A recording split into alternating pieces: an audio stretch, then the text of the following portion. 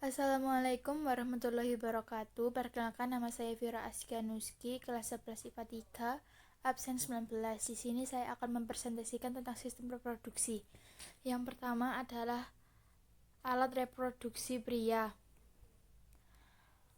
Pada alat reproduksi pria bagian luar hanya terdapat dua organ, yaitu penis yang merupakan alat persetubuhan sebagai alat untuk memindahkan cairan sperma ke alat reproduksi wanita, dan skrotum yaitu kulit yang membungkus testis. Skrotum akan mengendor saat suhu luar panas dan mengkerut saat suhu luar dingin. Sedangkan alat reproduksi pria bagian dalam terdiri dari tiga organ. Yang pertama yaitu testis. Testis adalah sepasang organ lunak yang berbentuk oval dengan ukuran panjang 4-5 cm dan diameter 2,5 cm.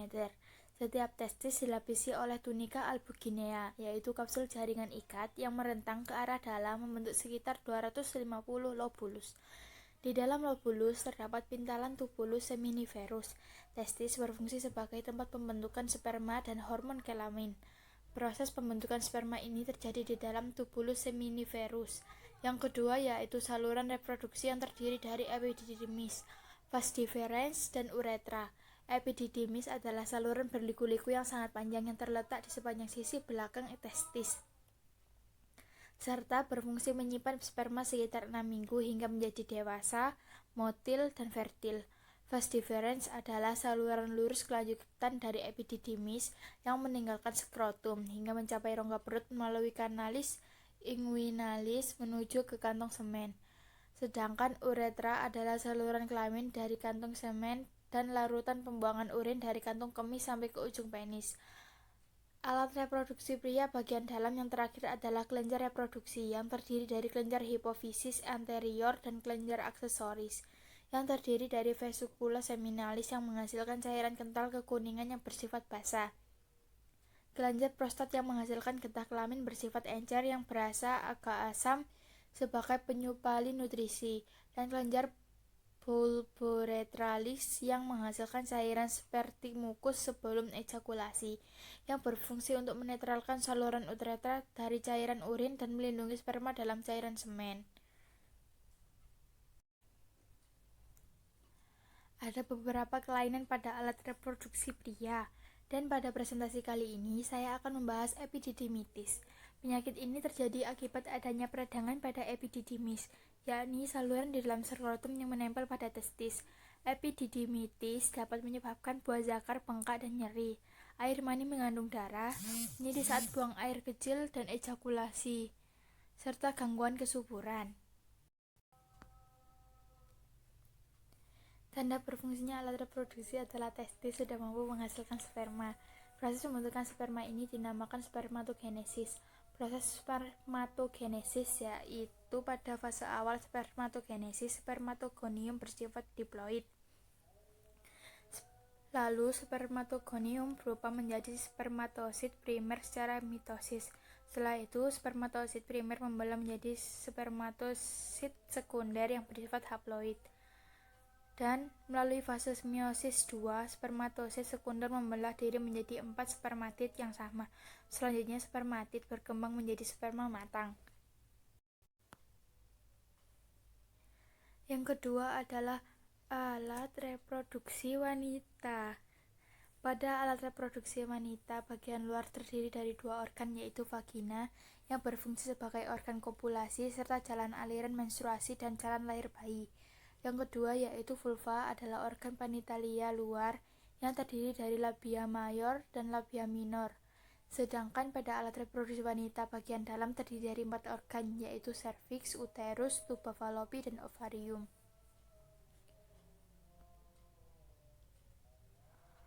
Proses pembentukan sel telur atau oogenesis yaitu melalui pembelahan mitosis. Oogonium menggandakan diri membentuk oosit primer. Menginjak masa pubertas, oosit primer melanjutkan fase pembelahan meiosis 1. Pada fase ini, oosit primer membelah menjadi dua sel yang berbeda ukuran dan masing-masing bersifat haploid. Satu sel yang berukuran besar dinamakan oosit sekunder, sedangkan sel yang lain dengan ukuran lebih kecil dinamakan badan kutub primer. Pada fase berikutnya, oosit sekunder akan melanjutkan pada fase meiosis 2. Fase ini dilakukan apabila ada fertilisasi. Apabila tidak terjadi fertilisasi, oosit sekunder mengalami degenerasi. Namun apabila ada fertilisasi, fase meiosis 2 dilanjutkan. Indikasinya, oosit sekunder membelah menjadi dua sel, yakni satu berukuran besar dan satu berukuran lebih kecil. Sel yang berukuran besar dinamakan ootit, sementara sel berukuran kecil dinamakan badan kutub sekunder. Secara bersamaan, badan kutub primer juga membelah menjadi dua, oleh karenanya fase meiosis 2 menghasilkan satu ootit dan 3 badan kutub sekunder. Kemudian, satu ootit yang dihasilkan tersebut berkembang menjadi sel telur atau ovum yang matang. Sementara itu, badan kutub hancur atau polosit atau mengalami kematian.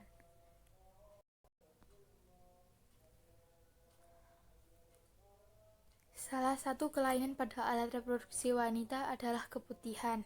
Keputihan merupakan cairan putih yang keluar dari dalam vagina yang umum terjadi, serta memiliki tekstur cair dan tidak berbau.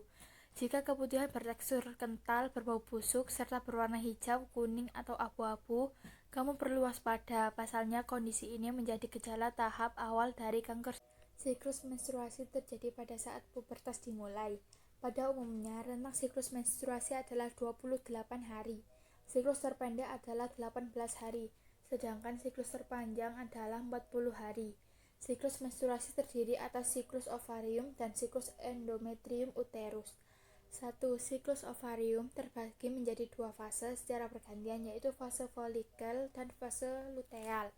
Sedangkan pada siklus endometrium uterus terdiri atas tiga fase, yaitu fase menstruasi atau haid, fase proliferasi, dan fase sekretori atau progestasi. Yang keempat yaitu kehamilan. Masa kehamilan atau gestasi berlangsung selama 38 minggu. 2 minggu pertama setelah fertilisasi, zigot membelah secara mitosis dengan cepat menjadi 2 sel, 4 sel, 8 sel, kemudian 16 sel atau morula. Morula tumbuh menjadi blastosit yang berisi cairan blastozoel. Sel-sel blastosit bagian luar membentuk tonjolan-tonjolan ke arah endometrium, menghasilkan enzim proteolitik yang mengikis sel-sel endometrium dan pembuluh darah, membantu implantasi serta membentuk plasenta dan membran yang membungkus embrio. Yang kelima yaitu kelahiran. Persalinan adalah proses kelahiran bayi. Tanggal kelahiran dihitung berdasarkan waktu menstruasi terakhir. Jika siklus menstruasi dihitung 28 hari, maka kelahiran terjadi pada hari ke-288. Persalinan dibagi menjadi 3 tahap, yaitu dilatasi serviks atau pembukaan, kelahiran bayi, dan kelahiran plasenta. Yang terakhir yaitu metode kontrasepsi dalam KB. Kontrasepsi alami dengan sistem kalender. Coitus interruptus, pengeluaran penis dari vagina sebelum ejakulasi. Kontrasepsi kimiawi, misalnya dengan menggunakan jeli, busa, krim, dan supositoria spermisida. Metode mawar mekanis, mencegah pergerakan sperma ke tubuh falopi, contohnya diafragma, kondom untuk laki-laki atau perempuan, serta sterilisasi. Penghambatan implantasi dengan cara memblokade implantasi, contohnya IUD, intrauterine device, atau AKDR, alat kontrasepsi dalam rahim, yang bekerja mencegah sel telur yang telah dibuahi menempel pada dinding rahim. Pencegahan ovulasi dengan cara sebagai berikut. Yang pertama adalah pil KB, kedua susu KB, dan ketiga suntik KB. Sekian presentasi dari saya. Wassalamualaikum warahmatullahi wabarakatuh. Terima kasih.